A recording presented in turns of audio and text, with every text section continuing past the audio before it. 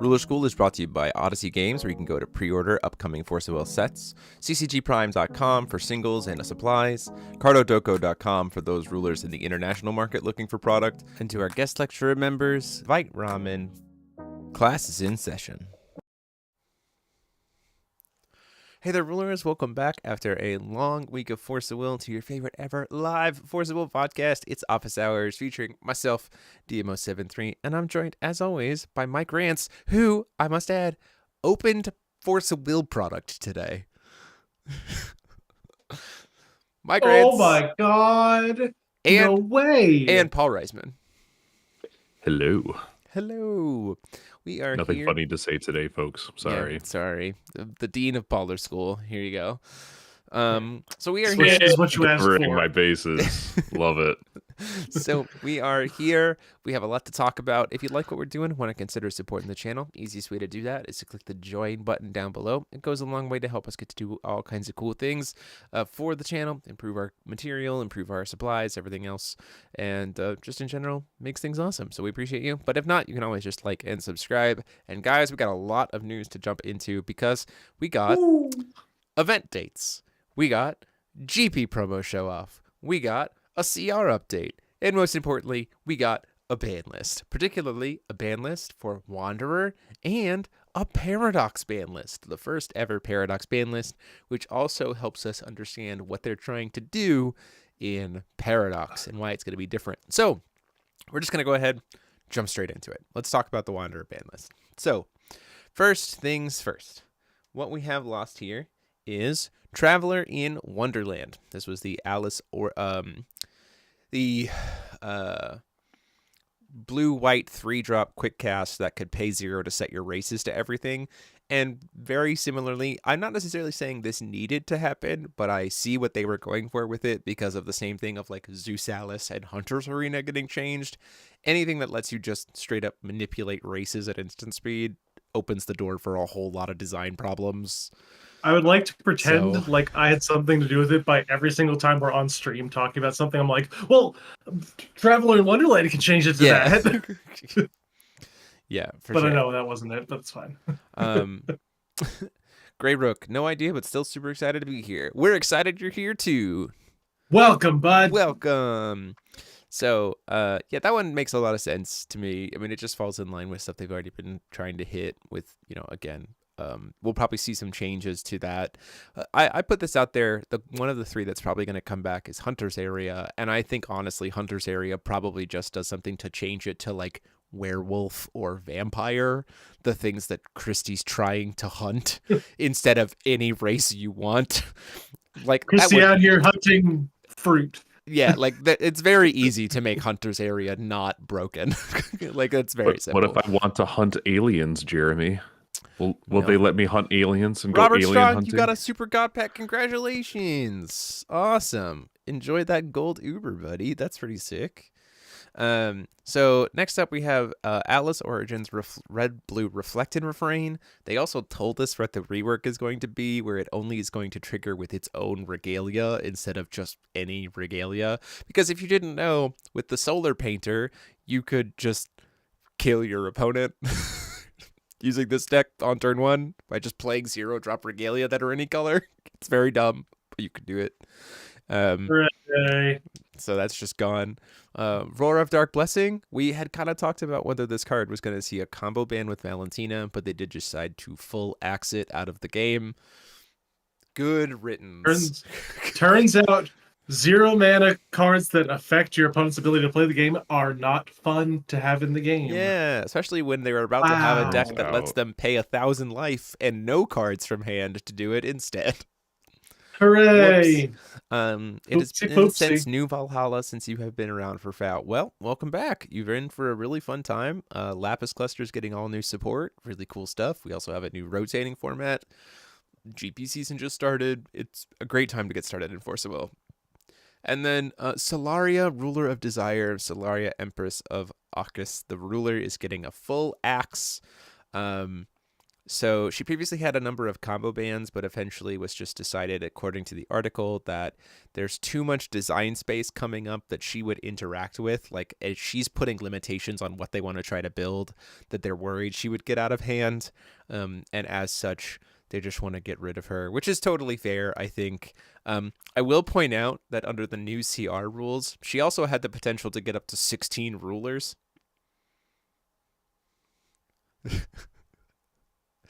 Because of the new CR change, you can a swapped ruler just goes back to the sideboard. It doesn't get expelled. So if you swapped one of her stations for some other rulers using a liberation, you could just bring it back at the beginning of the next turn with her own ability. So she could keep grabbing the stations back over and over again, and you could eventually get to having 16 rulers. It's so funny. It's so funny. Yeah, swapping rulers breaks Solaria. RR is the only character having the most ruler bans at one point or another. Yep, that's true. No longer on the ban list. We had Umir, 7-drop Umir Ought to Will. We saw his rework already. Water Spirit of the Lamp has also been reworked. It now essentially costs 2 if you're playing as Lehen or Helen, and 0 if you're playing as Celesta. So for the ruler who can only get it on her own turn, it costs 0. But for the ruler who can get it on both players' turns, it costs 2. I think that's a perfectly fine rework for that card, which is great. And we got Dark Tree off the ban list. We already talked about the changes to Dark Tree, so that's completely expected.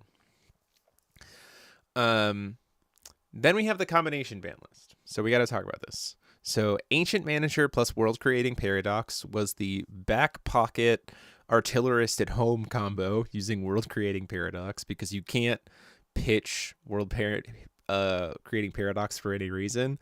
But Ancient Manager does the same effect, but just by milling the top card of your deck. So yeah, they didn't want that.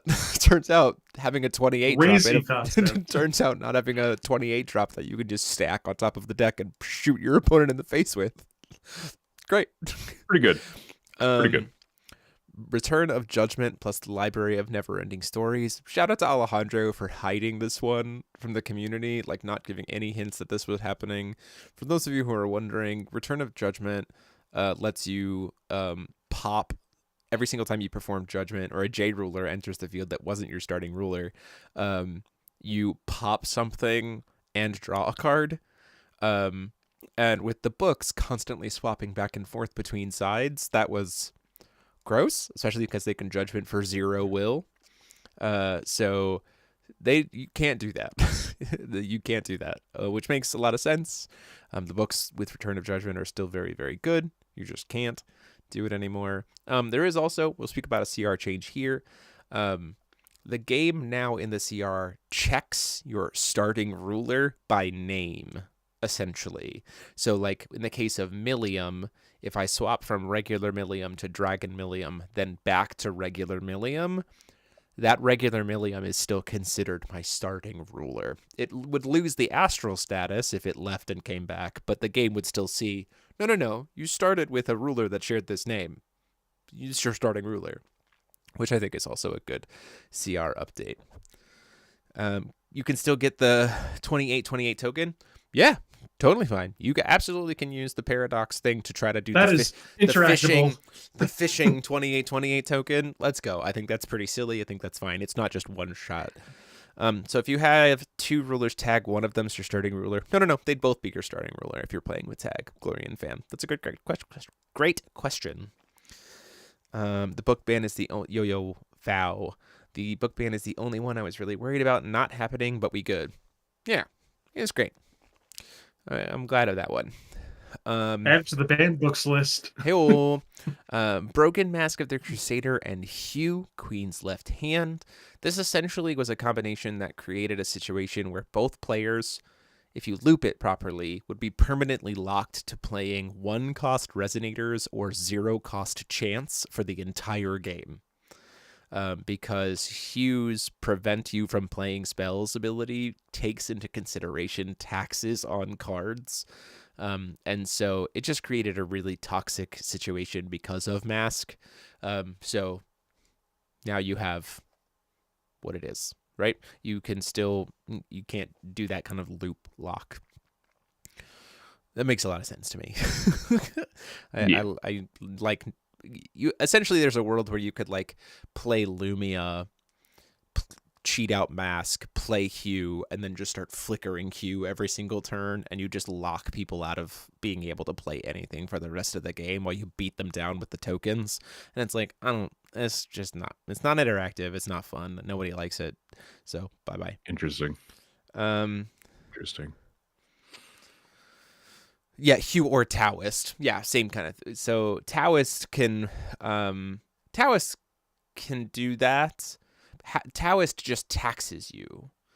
Taoist just adds an additional tax. Hugh straight up doesn't let you play that extra thing. Hugh plus Taoist would still do a similar kind of thing, but those are both resonators, and one of them doesn't get cheated in at the beginning of the game for free. Crazy idea. I understand. Yeah. Hugh, you think Hugh is a problematic card in general? Potentially. There was an entire new CR update based on Hugh, because of like determining how costs are paid and stuff like that. Next up, we have Queen of Eternal Fire Giotto plus Moonless Night Crossing, plus Blade of Dimensional Fire, the Adelbert sub-ruler. Rip to everyone who thought Red Giotto was going to be a deck. Could have told you it wasn't going to happen. Seemed like really obvious combo ban material for me. Giotto makes it so any card gets sent from the graveyard or removed from game gets removed from game face down instead, and Blade of Dimensional Fire would say the first spell your opponent plays every turn gets removed from the game and then recast, which would essentially get nullified because of Giotto. So it'd be like, your first spell every turn just doesn't get to resolve. I love every turn Otherworld Dreams for free. That's pretty cool. Yeah. Gross. Yeah. And then Better than that. And then the one that everyone really kind of wanted was Advisor to the Underworld Federation Ruchiel and Moonless Night Crossing Point. We already had some really good tools against that deck because of Fates Reunited, but also really happy to see it just gone and out of the environment in general. The acceleration of which that Ruchiel gets to the stuff being turned on and token generation through Crossing Point is gross. So make her do other things instead. The uncombo bans are things that are brought off because their co-parts are full banned, but also Squirrel of Solari and Recon Gears. Those are back together. So Ein's got another fun new tool. Glorian fan, can you ask why?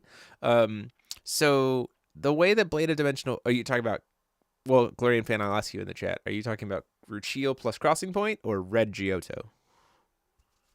I need to know which one to be able to answer your question. Just need to know which one you're talking about there. No changes to ABC. It's a little unfortunate. I wanted to see End of the False Savior go. I want that card to be gone.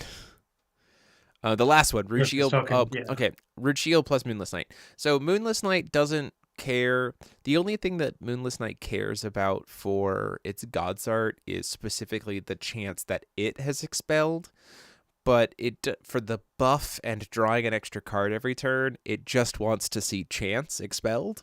And Ruchiel expels 2 cards at the end of every single turn.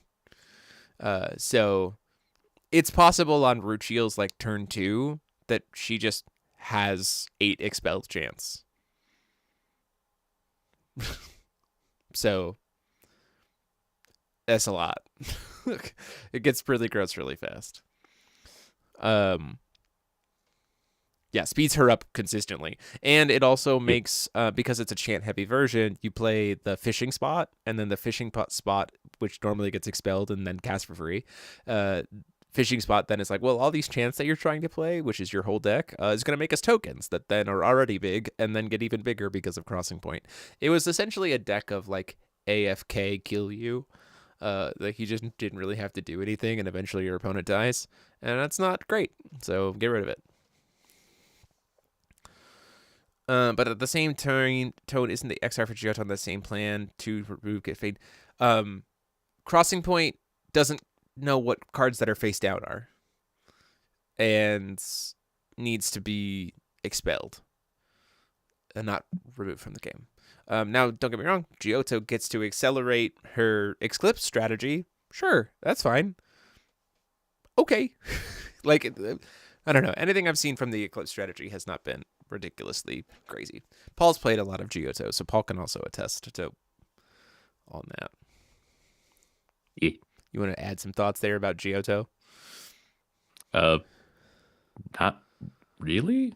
I mean, there is a token development strategy you can employ with that particular thing, with that particular XR, but I don't think it's very good.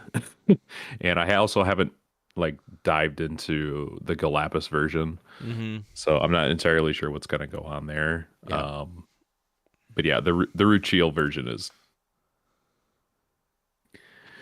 well, it's disgusting without that. So Yeah, let's Crossing make it Point. more disgusting. Crossing Point Yeah. plus Ruchiel is only your own cards. Yeah, so like Giotto doesn't care how many of your opponent's cards are removed. Or like Crossing Point doesn't look at your opponent's expelled. It only cares about your expelled. So it just doesn't. Crossing Point and Giotto don't mix. Yeah.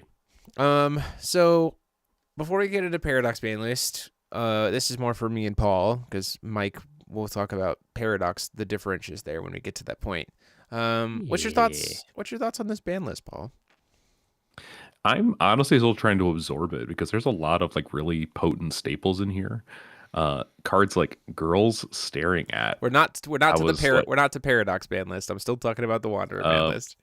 You still talking about the Wanderer ban list? Yeah. I'm looking at the Paradox ban list. My bad. Hold on, I'm gonna like to rewind 10 seconds where I said, Mike, we'll get to you in a second when we talk about the Paradox ban list. Paul, what are your thoughts on the Wanderer ban list? Well, I really love Wanderer ban list. This is fine. I mean, there's nothing on here that's incredibly offensive at all. There's Roar needed to go. Reflect is interesting. Yeah. Yeah, I mean, just because Painter Gears exists as a card, this card has to be reworked, which I think is really funny. Everything else is fine. Yeah, I mean, I don't think see anything this wrong with list this. is great. I think it hit the three things that I was like most concerned about, and then also hit the things like directly below, which are like, these are probably annoying enough to warrant a combo ban before they get too far. So I would like to see them hit, but I'm not scared if I don't. So like for me, the things that I really wanted to see hit were Roar, Crossing Point, and the Return of Judgment plus the books, and it hit all three of those, right? That hit me for sure. Things like Queen of Eternal Eclipse, like the Blade of Dimensional Fire for Red Giotto and Broken Mask, and World Creating Paradox with Ancient Manager are things that are like, I could see these being problems, but I'm not like sold on needing to do anything with them over yet. But they also got hit now, so I'm like, sure, okay. Like I'm not sad that those things have got hit. Like I would be more happy about them. The design team is definitely like on top of it, because like I didn't even think of that interaction when I read Blade of Dimensional Fire, because I'm like, those are out of Giotto's colors anyway. Right. But people so try I was to like, shove oh, stuff. whatever. Yeah. Certain people who might be in chat might have tried to make that work. Yeah. The Ancient Manager, I completely forgot that was a card. So shout out to the design team for that, in particular, because insane. Yeah. So yeah, I mean, just good job, guys. This doesn't like blow my mind, but I think it was perfectly fine for what we needed it to be. Yeah. 10 out of 10. Yeah. I think like the one caveat is there's an element of like the community pushback on whether or not Mask needs to exist still or not. I'm not even taking that into consideration with the Wanderer ban list right now with all the new cards and everything else. So I agree. I think it's like a 9 out of 10 or a 10 out of 10 on this ban list. I think it was perfect. Yeah. Well executed. Yeah. Easy home run. Jeremy Lindsay, I had it working, I swear. Yeah, my guy. Can we talk about Paradox now?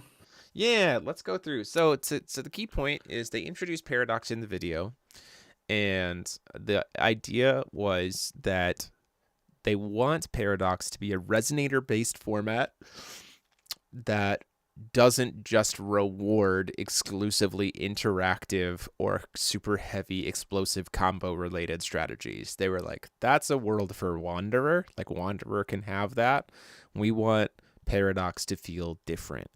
And off the cuff, I really think they hit that. So we're just going to talk about these really quick. Child of the Darkness Moon, gone. Dexius Advice, gone. Megiddo, Artificial Sun, gone. Metal Helix, a 2-drop board wipe, gone. Raging Messiah, a 1-drop before recovery red activate ability that lets up super dumb combo things, gone. Summon the Charger of War, something that you can do ridiculous dumb things and just burn your opponent with for 1 red will, gone. Light Curtain. This one was the one where I was like, I don't really necessarily know if this one needed to go, but I see why they did it. Gone. End of the False Savior. Thank God. Gone. Now get rid of it in ABC, please. Tinkerbell, Spirit of the Light Trials. Gone. Last Movement. Little sad that one's going. We'll talk about why in a minute. Gone. Girl Staring At. Gone. King's Hopeless Scream. Easy board wipe. Gone. Replicant Shiva, the one that everyone can start with. That's an easy board wipe. Gone. Lahen, the ultimate incredibly do-nothing reactive control deck. Gone. Mina Harker, the thing that makes it so playing Resonators feels bad. Gone. Advisor to Ruchiel, full gone. Just bye. In a Resonator-based format, we're going to take out the ruler that says no Resonators. Ruchiel, gone. Deadeye of Astaroth, gone. Moonless Night Crossing Point as a concept, gone. Yggdrasil, Dark Tree in Paradox, gone. Uranus, Arcanist of the Freedom Star, gone. You know, Uranus is in the newest set, but they explain it below. That card was designed with Wanderer in mind, and if you have 2 copies of it in your hand and you're going second, you win the game. Seems bad. Seems like not what they want for Paradox format. So that makes sense to me. Almost every piece of removal basically gone. No. Almost every piece of efficient board wipe is gone. There's a difference. There is still removal in Hero Cluster. The efficient instant speed and some of them non-instant speed board wipes are gone. That's a big difference. Resonator-based, enter effect-driven, activate ability on things on field ability for spot removal is not gone. That's the big piece here. Mm-hmm. So, King Hopeless Scream was the curveball. That one was a little bit like, but it can be free. I'm not surprised. A -8/-8 that draws you 2 cards. Yeah. Plus. Also, yeah. Plus. Yeah, for sure. If you're Zeben, and then seems okay. He would have to play solo mode but you're fine. Honestly, not bad for Zeben to play solo mode in Paradox format. Memory combo band. Statue of the Misty Dragon plus Giotto combo band. Broken Mask of the Crusader and Grimoire of 1001 Nights. This is to essentially make it so you can't start with both of them and set up a position where you can't force a banish of the Regalia, because Grimoire makes it so you can't banish your Regalia. So it just makes it so spot removal for Mask has more options. Combo band. So all of those things. Feel bad for tree users, but understandable. Tree users are just going to go play Wanderer. Like, there's no reason to not. They have a format to play in. It's fine. So that's the list there. They go into full explanations and everything else. One thing to note is that it also says that the Paradox ban list is the entirety of Wanderer ban list and combo ban list plus Paradox, for the idea that if it's too strong in Wanderer, it's too strong in Paradox. So that makes sense to me. Now, all that being said, Mike, as the fan of rotating formats and the differences idea about their intent about what they want Paradox format to be centered on, what is your take on the starting point of the format for Paradox with this ban list? I think this is probably one of the best starting points we could have asked for. The biggest thing that I'm seeing here is that they really went above and beyond in terms of hitting newer cards, which is very interesting. Because obviously, like, a lot of these cards were not designed with Paradox format in mind. They were designed for generally higher power level, and with them kind of like turning the dial back on these, it's like a clear indicator that future sets are not going to, focus on just like pushing the power level of an already strong format. It's like there's clearly a, like it's a targeted hit on just non-interaction or like force, like if you don't answer this in this instant, in this second, then you're basically out of the game. There's no coming back. Mm-hmm. And they did say in their explanation of this article that they will be trying to plan sets with moving forward with Paradox and Wanderer in mind, and then gives the example of Uranus is an excellent example of a card that we specifically designed for Wanderer, which is why it's getting sniped out of Paradox on release. And I'm like, honestly, kind of best case scenario with how they explained that and like their willingness to do it. I think it sets a good precedent for what Paradox, like, they have a core mission of what they want Paradox to feel like, and I really like that. I think this list also puts a lot of context into some of the reworking protocol stuff and some of the erratas we've seen since the ABC format. Very true. Looking at this, Aspiring Diva would be very cracked in Paradox format. Yeah. You can play in Wanderer, not really. But in Paradox, very much so. Yeah, much better card. Yeah. Yeah. Specifically for its interaction with Mirror. In Wanderer, that was fair, but if you're trying to get around that in Paradox, very much not what you want. For sure. To Jeremy Lindley's point, Masks definitely should have gotten the full ban for this format. IMO, I think they should have left Girls Staring At and banned Mask. Maybe also had a few of the untouchable stuff like Zero or the Root Shield stuff. I mean, Root Shield's just full banned. So, like, I don't really know if I need to hit anything else.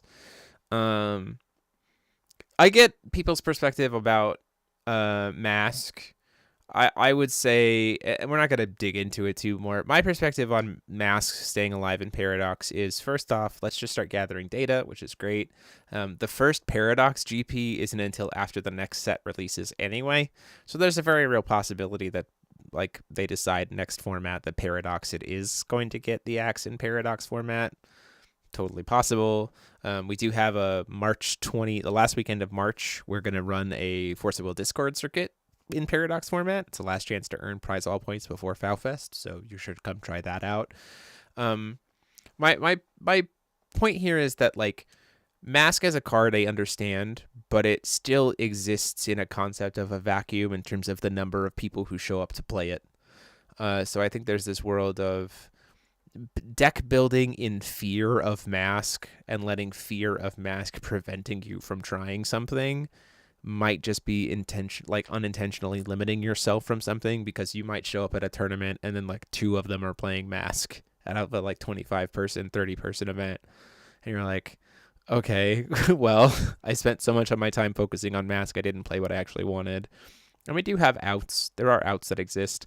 And while there are not necessarily as many outs to remove the Mask, there are a lot of really good outs to punish the deck that's going to play it, being Glorious Charlotte, namely Rumsfeld and Therapist. Both of them are very good against Glorious Charlotte because they can't use Glorious or Charlotte.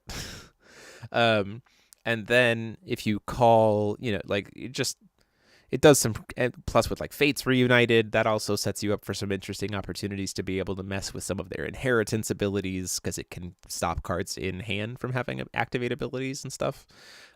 So like there are ways to play through Mask, and there are ways to answer Mask. So we'll have to see if Mask in practice serves as big as a boogeyman as Mask seems in vacuum. And I say, let's wait and see.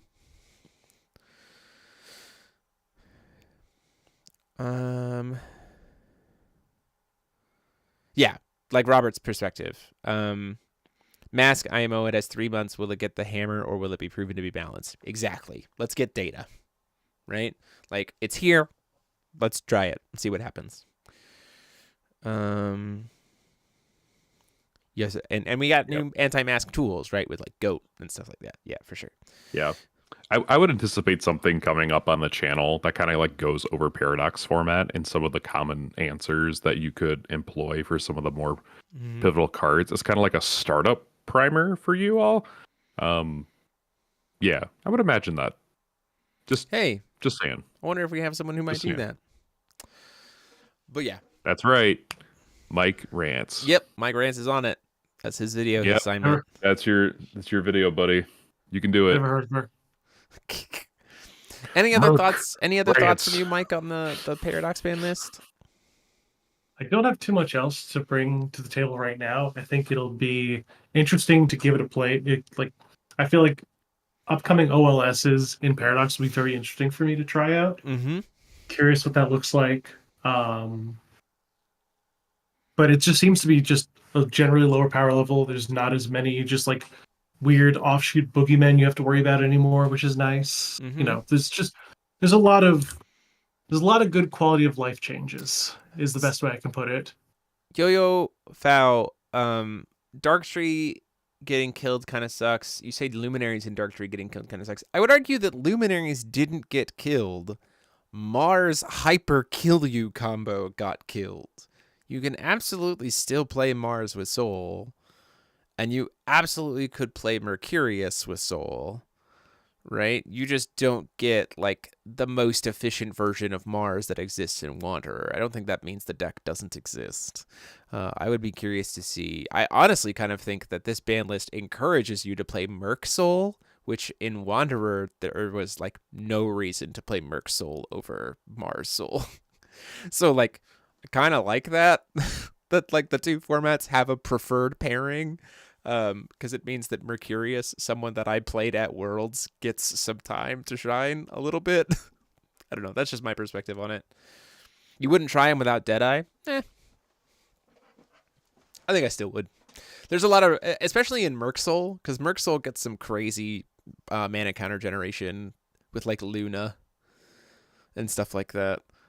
You still produce a crap ton of mana counters really, really fast with Merc Soul. And the new XR. Although you don't have Luna in Masterpiece. That's a little unfortunate. That would have been a good reprint for Paradox for her. Oh well. I still think you can do some cool stuff. So CR changes. We kind of already talked about the major ones in the like little moments. Being how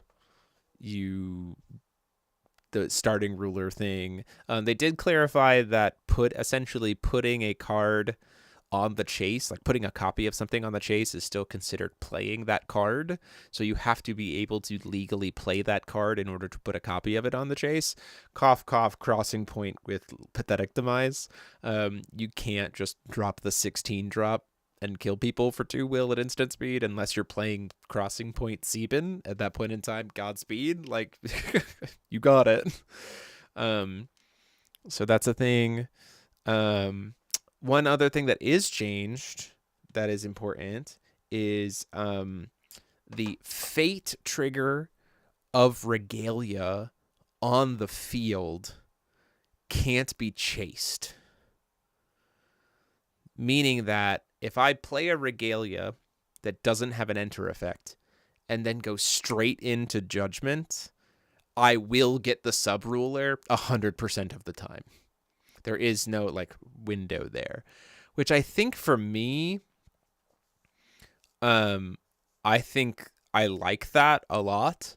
It just essentially means like if you want a more expensive Judgment, you get a buffed ruler. And I'm like, okay, I like that. Because one of the things I was concerned about with the Regalia is what happens if your opponent just pops it in response to Judgment. Then you don't get it. You get it. So that was a nice quality of life change. Yo-Yo Fow. I guess my main thing is the mass deck is almost at the same power level as it is in Paradox, and now the outs are more predictable. Sure, but there's also a lot of more decks that just don't care. There's many decks that just don't care about Mask. That's what I mean about the power of Mask in a vacuum versus practice, right? Is there are plenty of decks that have outs and also don't care about Mask. So then the question is, if that's the case, how prevalent is Mask actually going to be at a tournament level, right? Because it's not tier 1 or it's not tier 0, right? That's the whole perspective. It creates a triangle, which statistically are probably some of the most rewarding and competitive like environments.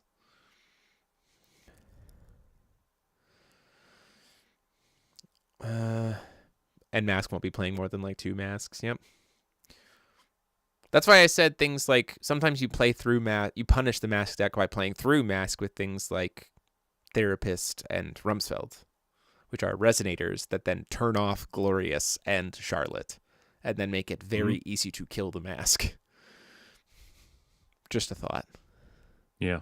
And if we're going into a resonator heavy format anyway, the Mask is not going to do anything to you as much. Yeah, it's not going to be as scary. Sea Mustard. Yeah. I'm getting back into the game. You keep hearing about Mask. What is this, Boogeyman? The Mask is a card called Broken Mask of the Crusader. It is a floodgate, essentially, that one particular deck in the format can start with in its hand 100% of the time because of some heavy drawbacks in deck building and deck construction. We're not going to go dig into it too much, but you'll see it on the channel in the coming weeks. So, yeah. So those were the big CR changes. Double checking to make sure I didn't miss any other huge ones. Quality of life things about like making a copy of something that's attacking because of Blood Crazed Neonate. Oh, an interesting one. This isn't a one. When deck building, cards refer to both sides of a card, which is very interesting because it does mean things like if you were playing Lumia Lunya, you could play Divine Lightnings in your deck and have it count as one of your Cthulhu cards because Predator, the contract side, is a Cthulhu. So even though you will never ever flip that card, it counts towards your Cthulhu count. It's funny. There you go. Yeah. I don't think that's just your fault. Is that CR element your fault? Because you're not the only one who thinks about those kinds of things. But yeah, Patrick, I love you, buddy. But anyway, Babatunu, wait, say that again. Okay, so when doing deck construction, both sides of a card are considered in deck construction. All relevant information. So the new Lumia Lunya subruler, or extension rule, requires you to have 6 Cthulhu cards. Divine Lightning counts because the Predator side has the Cthulhu race. Wolfgang 1 can play light and dark inverse cards. Yes. So Gil works with Val 3. I don't know the interaction there. Not when you're casting them, just in your deck construction. Talking about Tag Conqueror? Is that what you're talking about? No. Tag has to have the front side of the 2 rulers has to be the same. The front side of the 2 rulers has to be they both have to have tag to be able to tag together. Sorry, you can't partner Gil Lapis, red black Gil Lapis, and Val black 3. and Val 3. Oh my gosh. God. You madman. Does Charlotte have a counter to say Therapist? No. Because Therapist is untouchable. So if you play a Therapist on 1, Charlotte and Glorious can't activate their effects. And then you can just go, play Goat, pop Mask, call it a day. Oh, hey, look. Zeben has a tool. Weird. Any dark deck has a tool. Also, any light deck has a tool because they also can just do the same thing with Rumsfeld. And Kaguya's primary or Glorious's primary cancel in Paradox is only for non-resonator spells, and Rumsfeld's a resonator. So there you go. Anyway, I give the Paradox list like a 9 out of 10 as well. I understand in the perspective of if you're considering mask, then like I'll concede 7 out of 10 for no mask hit. But I give it a 9 out of 10 for the launching point. Mike, what do you think? Give me a rating out of 10 on this Paradox launching of Paradox. 8.22. I'll take it. The XR gave Conqueror's tag. It gave Gilapis tag Conqueror. It doesn't give anyone tag Conqueror.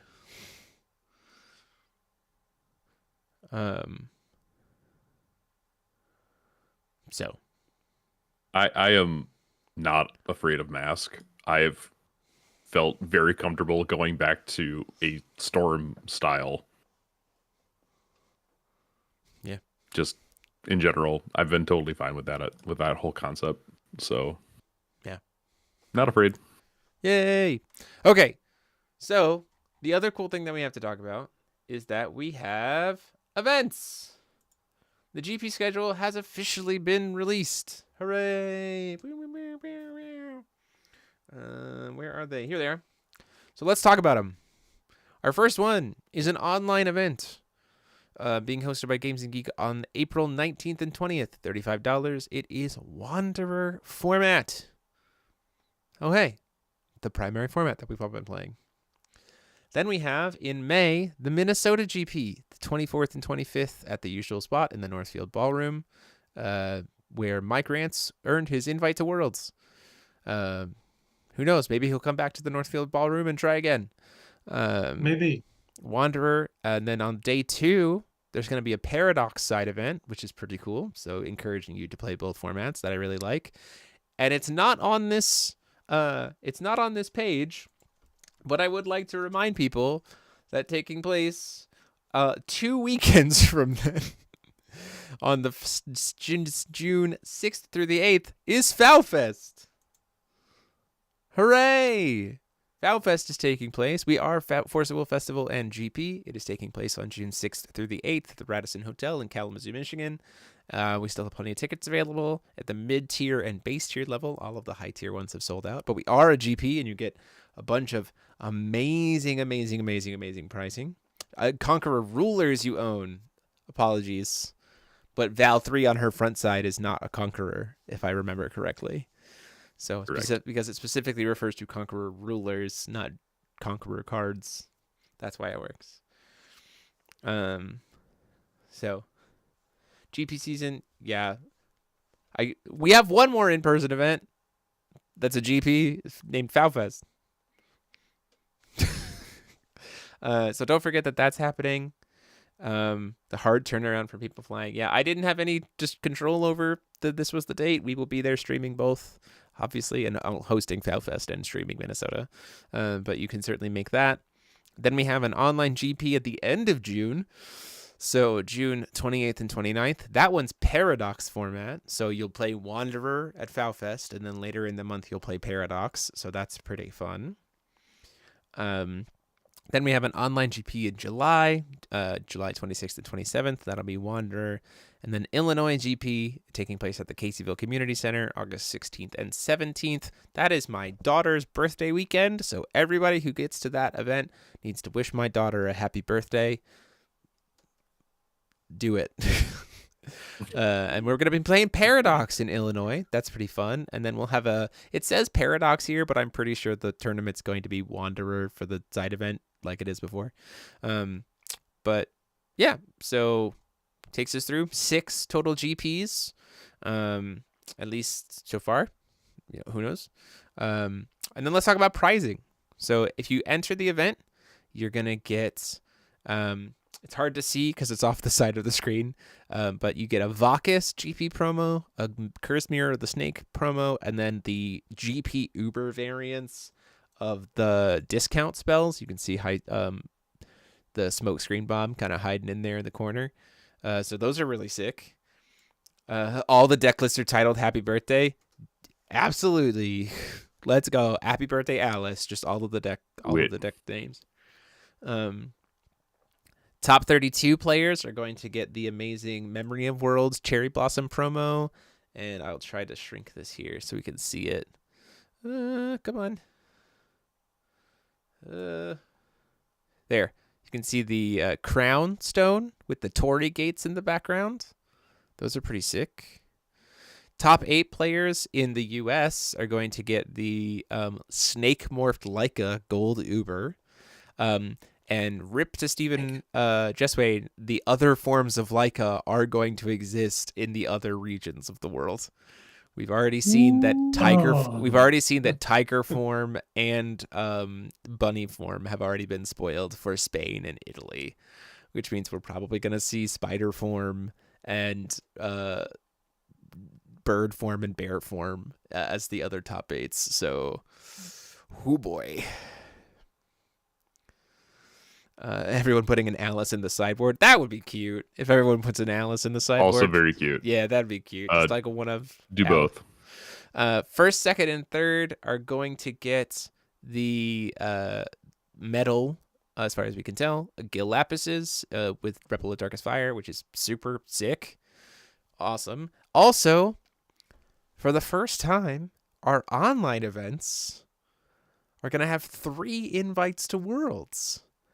First place is going to be a paid invite. Second and third are being a non-paid invite. So if you add this up, if all of these events have, so 1, 2, 3, 4, 5, plus minus 6, that'll be 18 invites for Worlds on the line this year, which is really awesome. Plus the 2 people who already have their invites.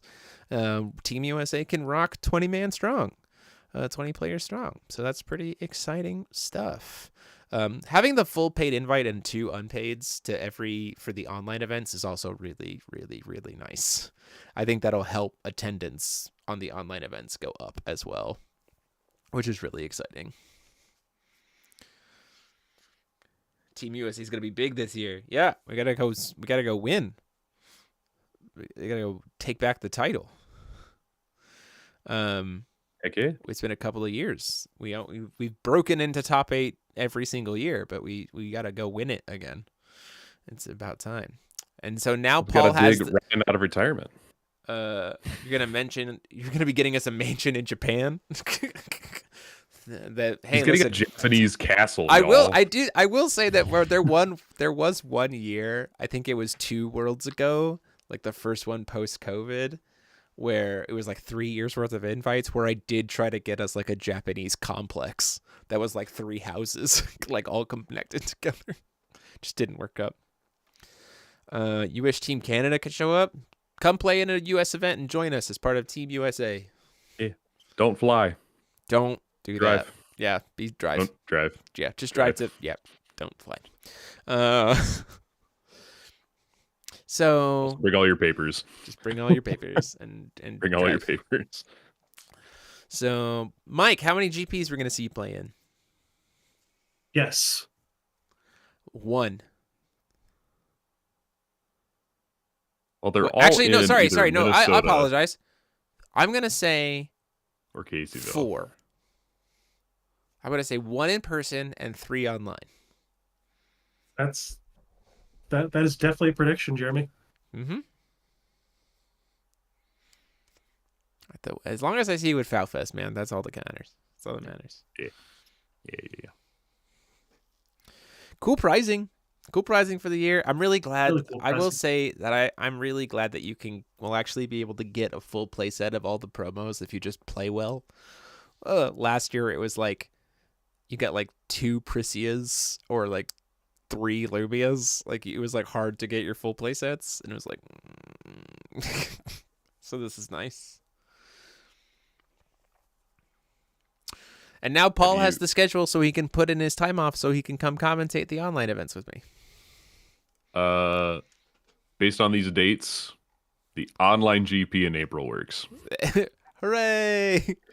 Yay! I'll get online co-commentators. It's okay. It's fine.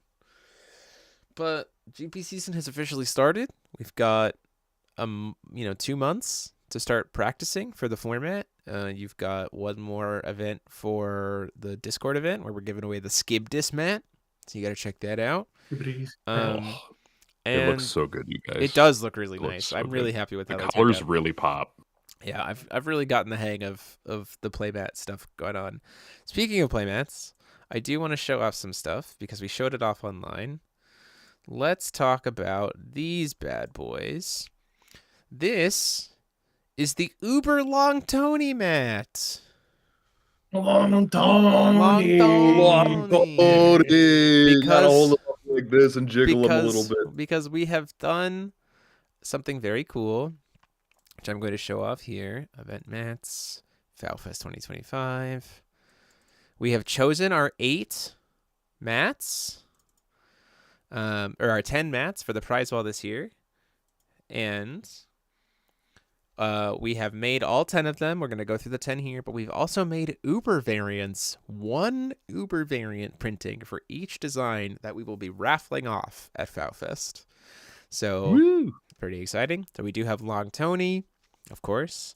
We have Ashwin, who's going to come up here in just a second. Ashwin. Very nice. Very happy with that one. We have Crimson Lie. Unison Dance, because we didn't want to get any of the extension rules, and I felt this was a really good Lumia mat. We've got Echo from the Trinity Cluster 3. Wanted to hit a couple of those. We've got Epic of the Dragon Lord, which looks really nice. Matt Linda, you want the Ashwin. There will be 6. There will be 6 Ashwin playmats on the prize wall, so earn it fast. Epic of the Dragon Lord, one of my personal favorites. Fox is Sub-Ruler, the Pearl. Also looks very, very nice. Pluto, which looks very good. Replicant Shiva. It also looks very good. I'm very happy with how this one turned out. Or sorry, not Replicant Shiva, Replicant Sylvia, the other S starts with an S name. Yakami, our Kaguya Bunny, and as requested by Paul Reisman, Zero's Garden. He sold me on it. I initially didn't like this art very much, but then I actually tried it as a playmat, and I went, yeah, he's right. Yeah. He's right. But it's all right, buddy. Hey, listen, I'm allowed to be wrong. That's just fine. Speaking of the Zero mat, what about the Uber version? That looks pretty good. Right? I think that looks pretty good. Then we've got the prize Uber version of Epic of the Dragon Lord. Also looks very nice. Very happy with that. The prize Uber Ashwin, which I think looks very, very nice. Really happy with how that one turned out with the moon in the background. Our Echo here. We've got Fox. I really like how the Fox one turned out, personally. I think it turned out really, really good in Uber. The Long Tony one I also think looks insanely good, but the Fox one I think looks great. Pluto looks very nice. And then we've got Crimson Light Unison Dance. This one also I think turned out really well in Uber. Replicant Sylvia. This one will be probably much sought after. And then to end it, for Mike. Where is it? 1, 2, 3, 4, 5, 6. Oh, I don't have it on me. Whoops. Hold on. Let me end it for Mike. He gets nothing. The one that I don't have. 1 second. Hold on. I have it here. Samples. Here we go. Did I make a sample version? Oh no, I didn't make a sample version. Mike, I can't show it to you. No. Write sample on it real quick. Just write sample on it. Hold on. Just put a big blue mark across the whole thing. Don't even write sample. Oh no. Hold on. Hold on. This sucks that I did. I'm sorry, Mike. Hold on. Jeremy, I will never financially recover from this. I mean, you will, but hold on. Why did I? 1, 2, 3, 4, 5. Wow, I just never really did a sample version of that, did I? Okay, hold on. Robert Green, I really appreciate the Metalocalypse reference. Hold on. That's a better prize than so anything Jeremy could show me.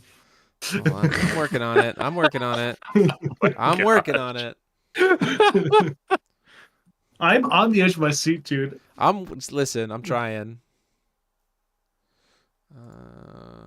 You can only tease me so much. What? Everybody has a limit. We're finding it tonight together. Mm-hmm. On today's episode of Jeremy edges his entire chat. I'm sorry. I thought I had a sample one of this done, but I didn't yet. Pricing mats, raffle mats. I'm queuing my Jacob Wysocki right now. Okay, open this up. Okay, real quick, and just take the pencil. Where's the thing? Open it in Paint. I gotta open this in Paint. Perfect. Open with Paint. Show us those mad skills. Show us these mad skills, Jeremy. I believe in you. Oh my gosh. See, I gotta make this thing bigger. You like see it. You can see it on the back. You like see it on the back screen. Hold on. Where's the brush size? Simple. Okay, here we go. Sorry, Mike. This is ridiculous. Smart selection. Here we go. Fuck it, we're doing it live. There we go. Ta-da! Yukami. What an ending. What? You know what? This is exactly how I anticipate these. The moment it's something for me, it just immediately devolves into chaos. But here's the Yukami, man. There I you love go. it. Wonderful. I'm really happy with how this one turned out as well. The moon glowing bright and nice, and it's really good. Bunny girl senpai, bunny girl senpai, bunny girl senpai. Don't save my work on that one. What do you mean? Now you can upload it. Yeah, no, I'll do a better one. But yeah, so those are going to be on the prize wall at FowFest, or the regular banter are going to be 6 of each, and then we'll have 1 of each of them to raffle away.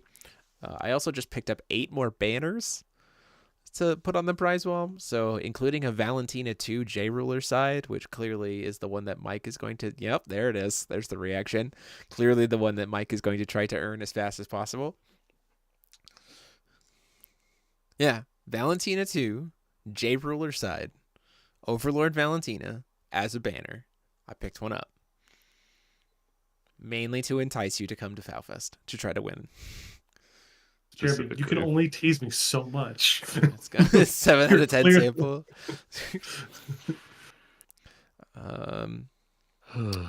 From some with a random game that was played using K4 with the robes, you're happy it wasn't reprinted in Paradox format. Yeah, no robes, no kimonos in Paradox. But yeah, that's it for us for tonight. A lot of news, a lot of exciting stuff. If you are a member, you can go watch the testing session of Millium versus Wukong in the BOV with me versus Paul. Spoiler alert, Constantino's a card. Also, this week we will have our first Masterpiece play set feature match, which is Fox versus Zero. It's a really good one. I'm really happy with how it turned out. It was a really cool match to play. We'll have deck profiles for those up later this week, and then we'll be back next week with something. I don't know. Maybe we'll take a week off, but I don't really know what we're going to talk about. Usually post Banlist is kind of like we got all our news at once. So like normally we'd use the entire day tonight to talk about the Banlist, but we got to talk about Banlist, CR, and all kinds of stuff. So you know what? If there's any week to take off, I am traveling next Monday, so I won't even be around. Maybe we'll take next week off. Relax week. Everybody here can relax. Yeah, we'll see. But a lot of good content this week. Good stuff. And as always, this has been myself, DMO73, and I have been joined by Mike Rance. Constantino was a card whose name should be said in Italian. And Paul Reisman. Small Constantino, he's like a little calzone. Constantino, He's he's a little stromboli. calzone. Class A dismissed, little, everybody. Hey. Bye. Arrivederci, sayonara.